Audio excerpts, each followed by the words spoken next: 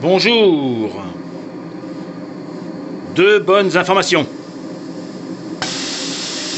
La première, comme vous l'entendez et vous le voyez, la soupape déclenche, la soupape à billes déclenche aux alentours des 8 bars et à une hystérésis d'environ 700 grammes. Donc à 7,3 elle reprend. Et hop, je remonte à 8 bars. Et je vais reclaquer.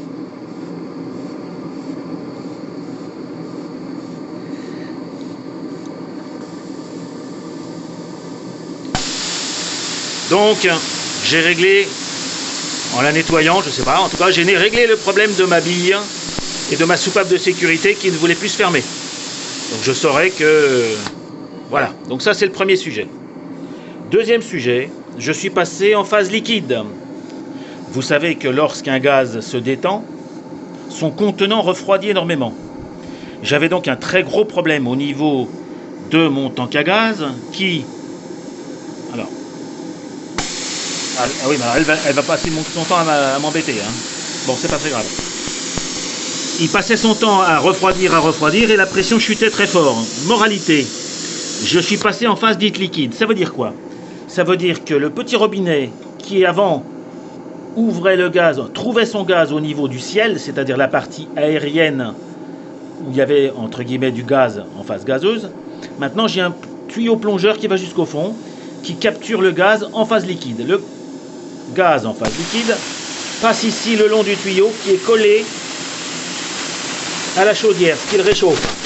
Et là, je suis en train de me faire chauffer le dos aussi. Je fais ensuite une boucle ici autour des deux brûleurs. J'arrive sur un filtre à gaz. J'ai eu de la chance, j'ai trouvé un filtre à gaz en 5,50 pour tube de 2. Et j'arrive à ma soupape de sécurité qui va au brûleur. Moralité maintenant, mon tank garde ça. Alors c'est vrai que j'ai été obligé de faire ça parce que j'ai beaucoup de mal à serrer, à desserrer la petite vanne. Mais maintenant le tank garde ces deux barres, c'est-à-dire que en fonctionnement normal, je dois trouver d'ailleurs le bon compromis parce que si j'ouvre trop, figurez-vous que je noie mes deux brûleurs. Alors j'ai aussi constaté que, alors maintenant c'est rien, il est tiède. Lorsque j'ai commencé le tuyau tout étroit,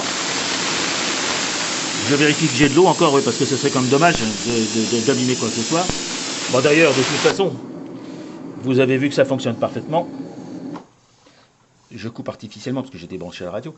Donc le gaz sort en phase liquide dans ce tuyau et il se détend déjà un petit peu. Le tuyau est frais. Le tuyau est frais. Il commence à frôler la chaudière. Ah, c'est brûlant. Il frôle la chaudière, ça réchauffe le gaz. Il fait le tour, ça le réchauffe encore, et il arrive ici au filtre à gaz, et aucun souci, à ce moment-là, il est en phase gazeuse. Ce qui permet bien sûr de toute façon, elle aurait fonctionné, à la soupape de sécurité de fonctionner, et au brûleur de commencer. J'ai constaté cependant qu'au tout début, c'est-à-dire que quand j'ai rempli mon tank, que j'ouvre le gaz, c'est donc du liquide qui arrive jusqu'au ici filtre, puisque tout est froid. Rien n'a eu l'occasion, à part le fait qu'il se détende et qu'il se refroidisse, rien n'a eu l'occasion de lui permettre de se réchauffer, donc de passer en phase gazeuse. Le filtre à gaz se remplit de gaz liquide et envoie donc dans les gicleurs du gaz liquide. Les vrais professionnels de la chauffe en phase liquide ont en général deux vannes. Une première vanne qui envoie le gaz au brûleur en phase gazeuse, puisque cette partie, même au début, si après elle perd de la pression, etc., elle permet de réchauffer l'ensemble.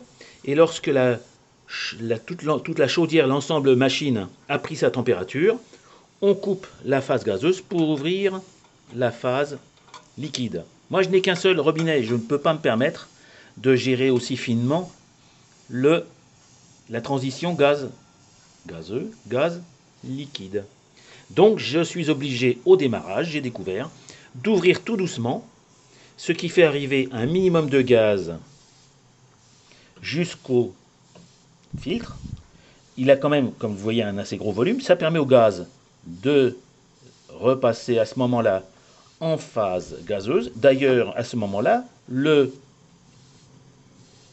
filtre devient très très froid. Donc en fait, la partie détente qui refroidit l'ensemble qu'il contient, ben, ça devient lui.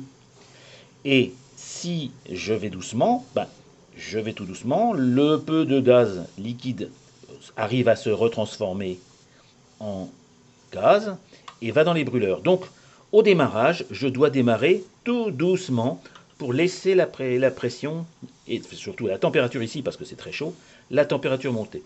J'aurais pu peut-être faire 2 tours de tuyaux, mais je me suis dit, ici, une boucle, plus le passage le long de la chaudière, qui est très très chaude, je peux vous dire que c'est archi bouillant. J'ai constaté quand même qu'ici, le tuyau est frais, mais le tank, lui, est quasiment resté à température. Et surtout, je suis à peu près aux 2 bars, puisque j'ai rempli le tank avec une bouteille de gaz aux environs de 20 degrés, et que quand on transfère du gaz à 20 degrés, il est à peu près à 2 bars, 2 bars 2, 2 bars 2, 2 bars 5, dans la bouteille, et par gravité, il tombe ici dans mon tank.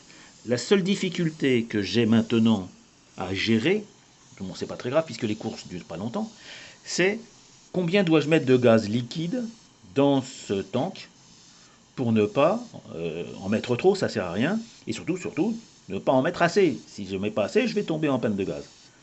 J'ai constaté aussi que si je ne gère pas en température la vanne ici d'ouverture, eh ben je n'envoie pas assez de gaz. Je pense qu'il y a un petit effet au tout début, comme je vous l'ai dit, de compression, décompression, en tout cas ici au niveau du filtre, qui fait que ça me chahute un petit peu les brûleurs. Donc tout va bien. J'ai réglé, sans le faire exprès, j'ai réglé un exprès, l'autre moins. Ma soupape claque parfaitement à 7-8 bars. Et mon circuit en phase liquide semble donner satisfaction. Comme j'ai tout démonté, je voulais vous montrer juste le montage. Vous voyez, quand même, il est très simple.